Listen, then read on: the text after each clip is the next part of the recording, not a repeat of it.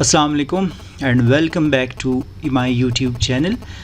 हम अभी इस वाले लेक्चर में कंट्रोल ऑफ ब्रीदिंग के हवाले से डिस्कशन कर लेते हैं। देखते हैं ब्रीदिंग क्या होता है, कैसे अकर होता है, कहाँ अकर होता है एंड सो ऑन। सो ये आप लोगों का जो रिस्पायरेशन चैप्टर है उसका आप लोग बोले कि ऑलमोस्ट ये तकरीबन कोई 7th या 6th लेक्चर होगा। तो ऑलरेडी मैं आप लोगों के सामने रिस्पायरेटरी वॉल्यूम भी डिस्कस कर चुका हूँ, इसके साथ साथ मैं कंट्रोल ऑफ ब्रीदिंग भी आप लोगों के सामने डिस्कस कर चुका हूँ। इसके बाद आप लोगों ने इंटरनल और एक्सटर्नल रिस्पायरेशन में भी डिफरेंस डिस्कस किया है। आसान सा लेक्चर है, आसान सा टॉपिक है, इसको आप लोग अंडरस्टैंड करने की कोशिश करें। तो पिछला लेक्चर अगर इन केस आप लोगों ने नहीं देखा उसको एक दफ़ा रीड करें। आप सबको पता है ब्रीदिंग, अगर इन केस आपसे कोई पूछता है कि ये क्या होता है तो आप बोलेंगे कि ये एक फ़िज़िकल प्रोसेस होता है। ये फ़िज़िकल प्रोसेस आप लोग बोलते हैं कि नॉर्मली एनिमल्स में अकर होता है और इस ब्रीदिंग का पर्पज़ आप लोगों ने डिस्कस किया है कि गैसेस एक्सचेंज होता है। आप लोगों ने डिस्कस किया है डिटेल में कि इस पूरे प्रोसेस के दौरान इनहेलेशन और एक्सहेलेशन अकर हो रहा होता है। हमने ये देखना है कि इसको कंट्रोल कौन करता है, कंट्रोल कैसे किया जाता है। सो बिल्कुल आसान सा सिंपल सा टॉपिक है, यहाँ पर आप लोग इसके नोट्स जो है वो देखेंगे। सबसे पहला पॉइंट मैंने लिखा है कि breathing is an involuntary process. आप सबको पता है ब्रीदिंग इस वजह से इनवॉलंटरी प्रोसेस है। आप लोग देख ले, यहाँ पर मैं बातें भी कर रहा हूँ, मैं यहाँ पर बैठा भी हूँ, यहाँ पर लिख भी रहा हूँ। सपोज़ करते हैं मैं उठ जाता हूँ, बैठ जाता हूँ, मुझे पता भी नहीं चलता और ब्रीदिंग रेट मेरा कंट्रोल हो रहा होता है। तो इसका मतलब ये कौन सा प्रोसेस है? ये इनवॉलंटरी प्रोसेस होता है। हम सोच समझ के इसको नहीं कंट्रोल कर रहे बल्कि ख़ुद ब खुद ये क्या हो रहा होता है, कंट्रोल हो रहा होता है। It is controlled bye breathing centre located in medulla oblongata. अब ये कंट्रोल कैसे हो रहा है तो इस सेंटेंस के अंदर आंसर दिया है आप लोगों को कि ब्रीदिंग के प्रोसेस को कंट्रोल कर रहा होता है मेडुला ओब्लांगेटा। मेडुला ओब्लांगेटा के हवाले से हम डिटेल में डिस्कशन करेंगे। ये ब्रेन का हिस्सा है और आप लोग पढ़ेंगे कि ये ब्रीदिंग रेट को कंट्रोल करता है, इस वजह से हम इसको रिस्पायरेटरी सेंटर बोलते हैं या ब्रीदिंग सेंटर बोलते हैं। तो ये बात आप लोग MCQs के लिए प्रिपेयर कर ले कि मेडुला या मेडुला ओब्लांगेटा इज कॉल्ड क्या? Breathing centre. मैंने आप लोगों को 10th क्लास में भी बताया है कि ये इनवॉलंटरी एक्टिविटीज़ को कंट्रोल करता है हमारे बॉडी में। आगे डिस्कस किया है कि the ventral portion of medulla oblongata is called inspiratory centre of breathing that controls inhalation. मैं डायग्राम आप लोगों को दिखाऊंगा। मेडुला ओब्लांगेटा के हवाले से नोट किया है कि इसका जो वेंट्रल पोर्शन होता है, आप लोग अभी वेंट्रल पोर्शन देख लेंगे जो एब्डोमिनल साइड पे होता है, उसको इंस्पायरेटरी सेंटर कहा जाता है। इंस्पायरेटरी सेंटर का क्या मतलब होता है कि ये कंट्रोल करता है इनहेलेशन को। सो इसके ऊपर आप लोग स्टार लगा ले, ये वाला पेपर में आएगा कि इंस्पायरेटरी सेंटर कौन सा होता है मेडुला का। आप बोलेंगे ventral portion of the medulla is inspiratory centre. So ये पेपर में आएगा। जो दूसरा पॉइंट डिस्कस किया है इसी के साथ साथ वो ये है कि the dorsal and lateral center are responsible for controlling process of exhalation या एक्सपायरेशन। इस मेडुला ओब्लांगेटा की बात कर रहे हैं कि इसका जो डॉर्सल पार्ट होता है, जो बैक साइड वाला पार्ट होता है, ये एक्सपायरेशन को कंट्रोल करता है। तो समझे वेंट्रल पोर्शन इंस्पायरेटरी सेंटर है, डॉर्सल पोर्शन आप लोग याद रखेंगे कि ये एक्सपायरेटरी सेंटर है, ये एक्सपायरेशन को कंट्रोल कर रहा होता है। नेक्स्ट पॉइंट डिस्कस किया है कि how medulla oblongata control the process of breathing. So लिखा है कि medulla oblongata control breathing by controlling contraction of diaphragm and intercostal muscles. हमने ये तो डिस्कस किया है कि मेडुला ओब्लांगेटा को हम ब्रीदिंग सेंटर बोलते हैं, लेकिन द क्वेश्चन इज़ कि how this control the breathing process. So लिखा है कि मेडुला ओब्लांगेटा असल में डायफ्राम के मूवमेंट को कंट्रोल करता है और इसी के साथ साथ इंटरकोस्टल मसल्स के मूवमेंट को कंट्रोल करता है। अगर आप लोग मेरा पिछला लेक्चर देख लेंगे कंट्रोल ऑफ ब्रीदिंग तो उसमें आप लोगों ने पढ़ा है कि इंटरकोस्टल मसल्स हम कौन से मसल्स को बोलते हैं। आप सबको पता है कि जो रिब्स के बीच में मौजूद होते हैं उनको हम बोलते हैं इंटरकोस्टल मसल्स।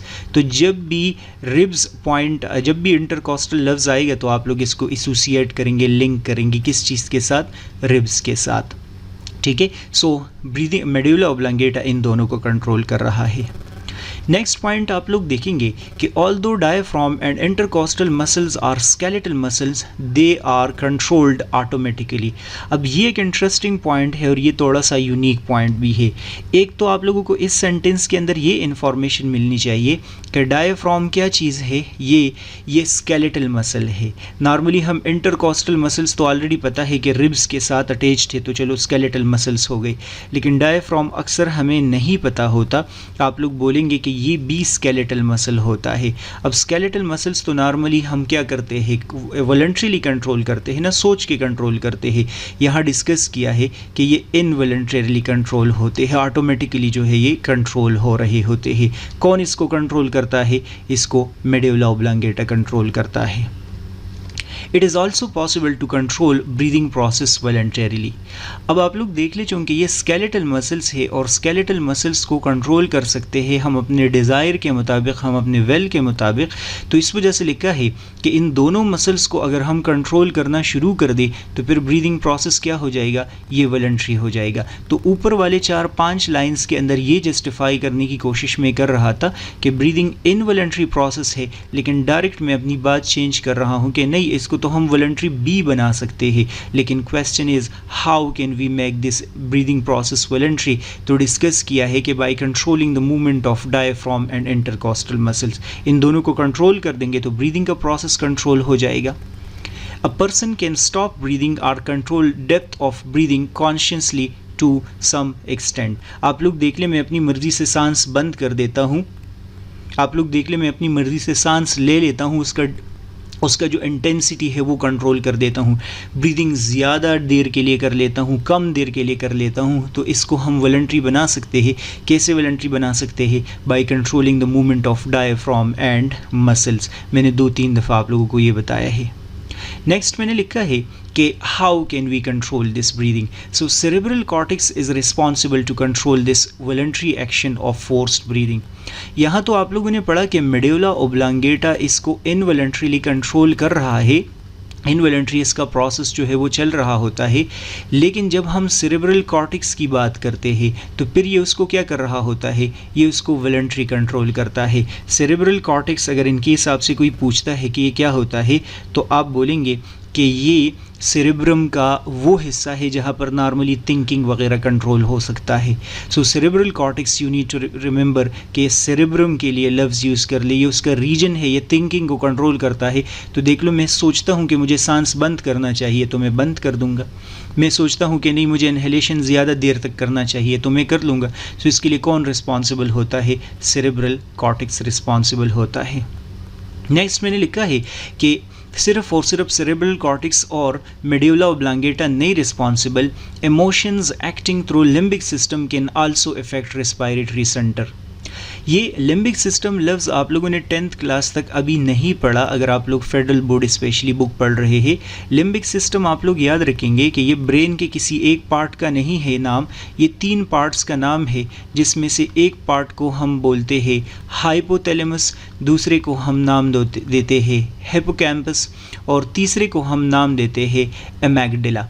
अब ये जो एमेग्डाला होता है, आप लोग बोलेंगे कि ये हमारे फीलिंग्स या हमारे इमोशंस को कंट्रोल करता है।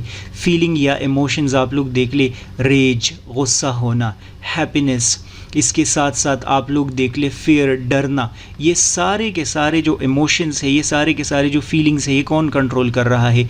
आप बोले लिम्बिक सिस्टम। और मुझे बताओ कि जब भी हमारे इमोशंस चेंज होते हैं, गुस्सा आता है और इसके साथ साथ डर जाते हैं, इसके साथ साथ हैप्पीनेस, तो आप लोग बोले देखिए कि हमारा ब्रीदिंग रेट जो है वो क्या हो जाता है, वो इंक्रीज़ हो जाएगा। तो क्यों इंक्रीज़ हो जाएगा? क्योंकि आप लोग डिस्कस करेंगे कि ये लिम्बिक सिस्टम क्या कर रहा होता है, कंट्रोल कर रहा होता है। अच्छा, लास्ट यहाँ पर मैंने एक पॉइंट लिखा है जो बहुत ज़्यादा इंपॉर्टेंट है कि breathing is controlled by primarily due to rise in CO2 level rather than full in oxygen level. ये फॉल इन ऑक्सीजन लेवल, इसको FA कर दे, पता नहीं मैंने चेंज किया था ये। अच्छा, याद रखना है आप लोगों ने कि जो ब्रीदिंग का प्रोसेस होता है, अक्सर स्टूडेंट्स पूछते हैं कि सर ये किस चीज़ की मदद से कंट्रोल होता है, लाइक ब्रीदिंग रेट क्यों बढ़ता है, क्यों कम हो रहा होता है। तो अक्सर हम ये बोलते हैं कि ब्लड के अंदर ऑक्सीजन लेवल कम हो जाएगा तभी ब्रीदिंग रेट हमारा इंक्रीज़ हो जाता है। ये रीज़न असल में नहीं है। एक्चुअल रीज़न आप लोग डिस्कस करेंगे कि राइज़ इन CO2 है। जब भी हमारे ब्लड के अंदर CO2 का कंसंट्रेशन बढ़ता है तो CO2 का कंसंट्रेशन बढ़ने की वजह से आप लोग बोलेंगे pH चेंज हो रहा होता है, और pH चेंज होने की वजह से ब्रीदिंग रेट क्या हो जाता है, वो इंक्रीज़ हो जाता है। सपोज़ करते हैं फॉर अ वाइल मैं 1 मिनट के लिए अपना सांस जो है वो बंद कर देता हूँ। जब मैं अपना सांस बंद कर देता हूँ तो पता है थोड़ी देर के लिए मैं इसको कंट्रोल करूँगा, फिर अनकंट्रोल्ड क्यों हो जाएगा, क्योंकि CO2 का कंसंट्रेशन क्या हो जाएगा, बढ़ जाएगा। और उस CO2 को रिलीज़ करने के लिए, एक्सहेल करने के लिए मेरा ब्रीदिंग रेट जो है वो इनवॉलंटरी हो जाएगा। ठीक है, सो ये पैराग्राफ है। इस पूरे के पूरे पैराग्राफ को मैं यहाँ पर एक फ्लो चार्ट के अंदर जो है समराइज़ कर देता हूँ। यहाँ ज़रा देख ले, ब्रीदिंग को कौन कंट्रोल कर रहा है? या तो कंट्रोल कर रहा है इसको मेडुला ऑब्लांगेटा, या सेरेब्रल कॉर्टेक्स इसको कंट्रोल कर रहा है, या आप बोले लिम्बिक सिस्टम इसको कंट्रोल कर रहा है। मेडुला ऑब्लांगेटा रेस्पिरेटरी सेंटर है, ये इसको इनवॉलंटरी कंट्रोल में रखता है। सेरेब्रल कॉर्टेक्स की मदद से हम इसको वॉलंटरी बना सकते हैं टू सम एक्सटेंट, और इनवॉलंटरी आप लोग बोलेंगे कि लिम्बिक सिस्टम भी इसको कंट्रोल कर रहा होता है। मेडुला ऑब्लांगेटा का डोर्सल रीजन अलग है और वेंट्रल पोर्शन जो है वो इसका अलग है। इस पे आप लोग रट्टा लगाएंगे कि डोर्सल पोर्शन जो है वो क्या करता है, वो एक्सहेलेशन को कंट्रोल करता है, ये वैसे चेंज कर दे इसको, और वेंट्रल पोर्शन क्या करता है, ये इनहेलेशन को कंट्रोल करता है। बुक से एक दफ़ा इसको देख ले और इसको चेंज कर दे। ये यहाँ पर जो पॉइंट हुआ है, पता नहीं, ये वैसे मैंने ये फाल भी चेंज किया था और ये भी, लेकिन आई गेस सो के सेव नहीं हुआ डॉक्यूमेंट मेरे पास। सो ये पूरे के पूरी समरी है। तो ब्रीदिंग को कौन कंट्रोल कर रहा है? एक लिम्बिक सिस्टम भी कंट्रोल कर सकता है, सेरेब्रम भी इसको कंट्रोल कर सकता है, मेडुला ऑब्लांगेटा भी आप लोग बोलेंगे कि इसको कंट्रोल कर सकता है। मेरे ख़्याल में कि ये आसान है, इसमें कोई प्रॉब्लम नहीं होगा। और मैं आप लोगों को एक डायग्राम जो है वो दिखा देता हूँ। इस डायग्राम में आप लोग देख ले, ये जो डायग्राम आपको नज़र आ रहा है ना, ये ब्रेन का पोर्शन, आप समझे, ये ब्रेन का जो डायग्राम है वो मैंने बनाया है। ये पोर्शन जो आप लोग देख रहे हैं ये मेडुला ऑब्लांगेटा है, ये वाला जिसको रेड भी कर दिया है मैंने, ये मेडुला ऑब्लांगेटा है। और इसको थोड़ा सा मैग्नीफाई कर देते हैं। तो जब मैं इसको मैग्नीफाई कर देता हूँ तो मेडुला ऑब्लांगेटा का एक रीजन ये है, दूसरा रीजन ये है। मैं चलो बोल लेता हूँ कि ये है मेडुला, यहाँ पर मैं बोलता हूँ ये इसका डोर्सल रीजन है, और यहाँ पर मैं बोलता हूँ ये इसका वेंट्रल रीजन है। डोर्सल रीजन जो है वो एक पार्ट को कंट्रोल कर रहा है, जो इनहेलेशन को कंट्रोल कर रहा है। वेंट्रल आप लोग डिस्कस करेंगे कि ये वो बस जो भी है वहाँ पर मैंने आप लोगों को बता दिया, उस पर आप लोग कोशिश कर ले कि रट्टा लगा ले। सो आई गेस सो इसमें प्रॉब्लम नहीं होगा। कोई क्वेश्चन वगैरह है तो वो भी आप लोग डिस्कस कर ले। नोट्स एग्जैक्ट ऑलमोस्ट आप लोगों की बुक के है, मैंने इसमें 3-4 सेंटेंसेस ऐड कर दिए हैं, रीअरेंज कर दिया है ताकि आप लोगों को जो है वो समझ आ जाए। और बाकी अगर आप लोगों को लगता है कि मुझे लेक्चर्स अपलोड करने चाहिए तो लाइक, सब्सक्राइब, शेयर ज़रूर कर ले अपने फ्रेंड्स के साथ। और बाकी लेक्चर्स इसी प्लेलिस्ट में मैं अपलोड कर देता हूँ, बाकी सब्जेक्ट्स के भी। नेक्स्ट वीडियो लेक्चर आप लोग देख ले। गुड बाय, अल्लाह हाफिज़।